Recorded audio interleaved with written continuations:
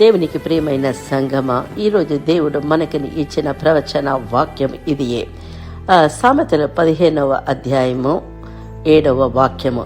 జ్ఞానుల పెదవులు తెలివిని వెదజల్లును, బుద్ధిహీనులు మనస్సు స్థిరమైనది కాదు. దేవునికి ప్రియమైన వారా, ఈ వాక్యం మన మాటల విలువను, మన హృదయ స్థితిని చాలా స్పష్టంగా చూపిస్తుంది.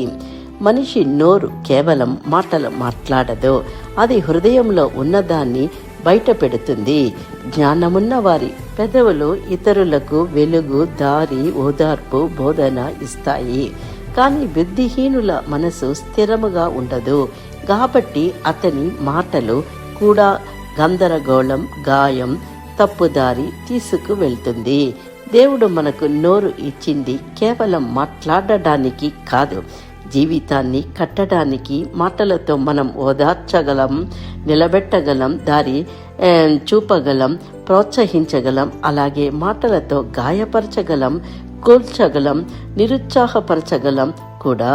అందుకే ఈ వాక్యం చెబుతోంది, జ్ఞానులు పెదవులు తెలివిని వెదజల్లును. అంటే జ్ఞానమున్న వారి మాటలు విత్తనంలా ఉంటాయి. అవి ఎక్కడ పడితే అక్కడ జీవం, సత్యం, మేలును తీసుకువెళ్తుంది.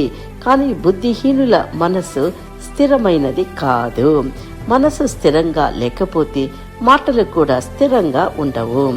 ఈరోజు ఒకటి, రేపు ఇంకొకసారి ప్రేమగా, మరొకసారి గాయపరిచేలా. ఇలాంటి జీవితం ఆశీర్వాదం కాదు. సొలొమోను దేవుని దగ్గర నుండి జ్ఞానాన్ని కోరాడు. అతని మాటలు ప్రజలకు తీర్పు, దారి, అవగాహన ఇచ్చింది. నిజమైన జ్ఞానం దేవుని దగ్గర నుండి వస్తుంది, అది మన మాటలలో కనిపించాలి. యోసేపు ఎన్నో కష్టాలు అనుభవించిన అతని మాటలు ద్వేషాన్ని కాదు, జ్ఞానాన్ని వెదజల్లాయి. తన సహోదరులతో కూడా ప్రతీకారంగా కాక జ్ఞానంతో మాట్లాడాడు. హృదయంలో దేవుడు ఉంటే బాధల్లో కూడా మన మాటలు కృపతో ఉంటాయి. దానియేలు ప్రజల ఎదుట కూడా జ్ఞానంతో, మర్యాదతో, ధైర్యంతో మాట్లాడాను. అతని మాటలు భయంతో కాక దేవుని జ్ఞానంతో నిండినవి.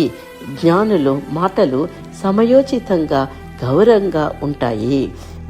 అబిగయీలు దావీదు కోపంతో వచ్చినప్పుడు అబిగయీలు జ్ఞానముతో మాట్లాడి ఒక రక్తపాతాన్ని ఆపింది. ఒక జ్ఞానవంతమైన మాట పెద్ద విపత్తును కూడా ఆపగలదు.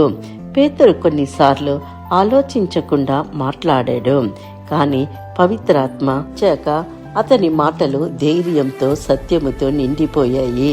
దేవుడు మన అస్థిరతను మార్చి మన మాటలను ఆశీర్వాదంగా మార్చగలరు. మనల్ని ఒక్కసారి పరిశీలించుకుందాము. మన మాటల జ్ఞానాన్ని వెదజల్లుతున్నాయా లేక గందరగోళాన్ని సృష్టిస్తున్నాయా? మన నోరు ఇతరులను నిలబెడుతున్నదా లేక గాయపరుస్తున్నదా? దేవుడు కోరేది మన మాటల కృపతో, సత్యముతో, జ్ఞానముతో నిండి ఉండాలని.